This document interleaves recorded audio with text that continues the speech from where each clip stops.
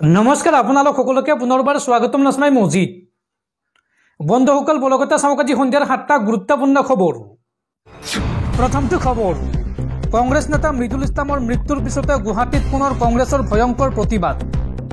অসম প্ৰদেশ কংগ্ৰেছ কমিটিৰ সভাপতি ভূপেন বৰাক আটক আৰক্ষীৰ নিৰাপত্তা বিহু ফালি জনতা ভৱনলৈ যোৱাৰ চেষ্টা কংগ্ৰেছীৰ। আৰক্ষীৰে খণ্ডযুদ্ধত লিপ্ত বহুকেইগৰাকী কংগ্ৰেছ নেতাকৰ্মীক আটক আৰক্ষীৰ। প্ৰদেশ কংগ্ৰেছৰ সভাপতি ভূপেন বৰাক আটক আৰক্ষীৰ।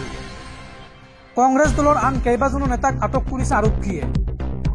আৰক্ষী নিৰাপত্তাৰক্ষীৰ বিহু ফালি জনতা ভৱনলৈ যোৱাৰ চেষ্টা কংগ্ৰেছীৰ। দীৰ্ঘ সময় ভূপেন বৰাক ঘৰতে আবদ্ধ কৰি ৰাখিছিল আৰক্ষীয়ে।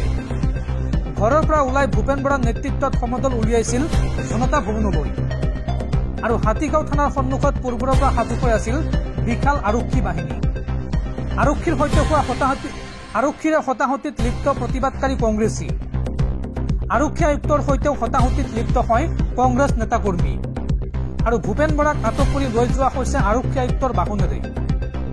মীৰা বৰঠাকুৰকে ধৰি বহুকেইগৰাকী কংগ্ৰেছ নেতাকৰ্মীক আটক কৰিছে আৰক্ষীয়ে। আৰু হাতীগাঁও থানাৰ সন্মুখত প্ৰতিবাদ অব্যাহত কংগ্ৰেছী। ৰাজপথত বহি মহিলা কংগ্ৰেছীয়ে উত্তাল কৰিছে পৰিৱেশ। পৰৱৰ্তী খবৰ, ৰাম মন্দিৰৰ নাম লৈ একাংশই হিন্দু নেতা হ'ব বিচাৰিছে। কথাই কথাই মন্দিৰ মছজিদ কৰি থকাসকলক এইবাৰ ৱাৰ্ণিং দিলে RSS প্ৰধান মোহন ভাগৱতে। কথাই কথাই মন্দিৰ মছজিদ কৰি থকাসকলক ৱাৰ্ণিং, আমি এখন ধৰ্ম নিৰপেক্ষ দেশত বাস কৰোঁ। ৰাম মন্দিৰৰ নাম লৈ একাংশই হিন্দু নেতা হ'ব বিচাৰিছে। ৰাম মন্দিৰ বনোৱাৰ পিছতেই একাংশই উঠি পৰি লাগিছে সকলোতে মন্দিৰ বিচৰাত। মন্দিৰৰ নাম একাংশই উগ্ৰ হিন্দু নেতা হোৱাৰ চেষ্টা চলাইছে। এই মন্তব্য RSS প্ৰধান মোহন ভাগৱতৰ। মোহন ভাগৱতে লগতে কয় যে সেইসকলক আমি কেতিয়াও গ্ৰহণ নকৰোঁ। এতিয়া সময় আমি এক হৈ থকাত। কিন্তু বাৰে বাৰে একাংশই আমাক বিভাজিত কৰিবলৈ চেষ্টা কৰিছে। ভাৰত এনে এখন দেশ য'ত ৰামকৃষ্ণ মিছনত বৰদিন পালন কৰা হয়।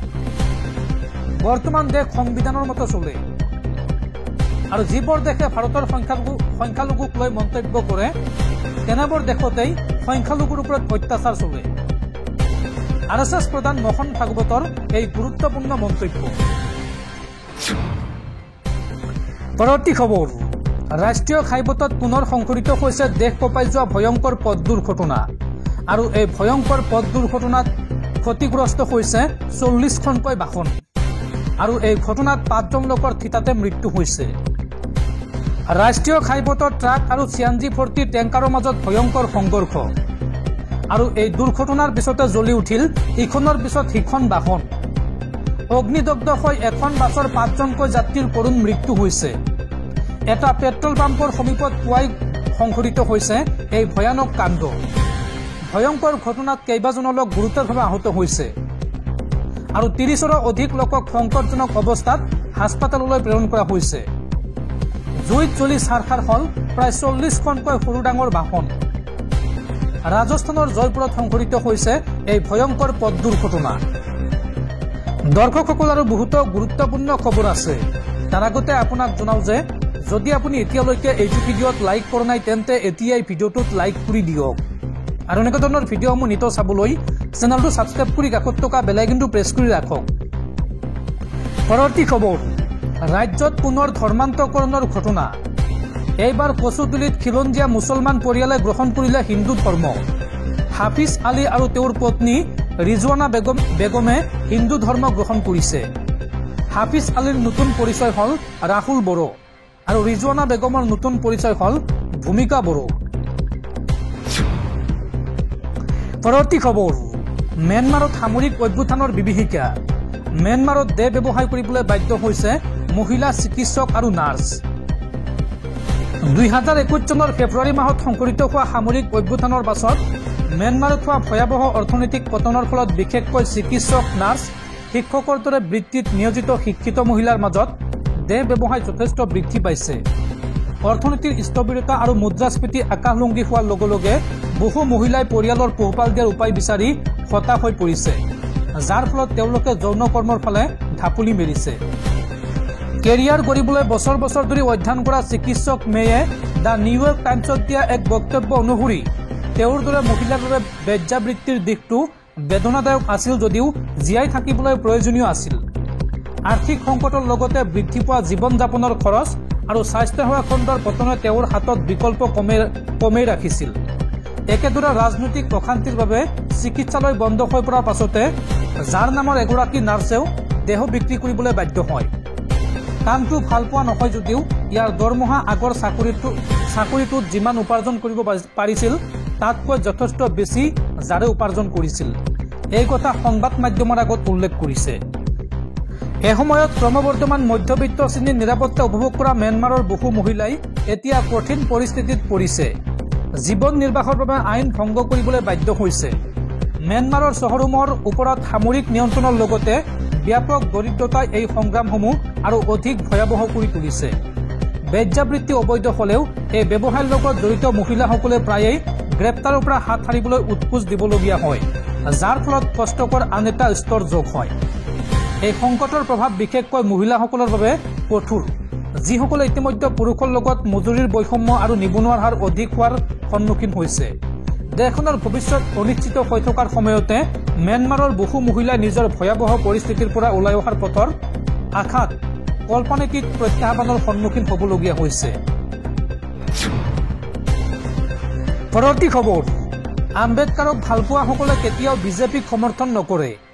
কিংমেকাৰ চন্দ্ৰবাবু নাইডু আৰু নীতিশ কুমাৰে বিজেপিক সমৰ্থন কৰাক লৈ অসন্তুষ্ট অৰবিন্দ কেজৰিৱাল আৰু এই দুয়োগৰাকী নেতালৈ এটা বিশেষ পত্ৰ লিখিছে অৰবিন্দ কেজৰিৱালে।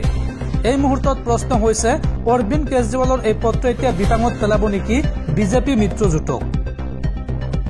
কিংমেকাৰ নীতিশ কুমাৰ আৰু চন্দ্ৰবাবু নাইডুলৈ বিশেষ পত্ৰ অৰবিন্দ কেজৰিৱালৰ।